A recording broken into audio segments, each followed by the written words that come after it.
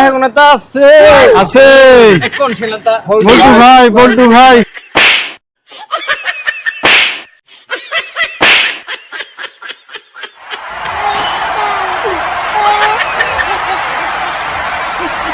ভাইরা আমার, বোনেরা তোমার, আমি এই কুরবানির উপলক্ষে নাইজেরিয়ার থেকে একটা উট নিয়ে আইছি তোমাদের জন্য। তোমাদের কথা ভেবে সেই নাইজেরিয়ার থেকে বিমানে করে আমি তোমাদের জন্য ছেলে এখনো ভালো হইলো না।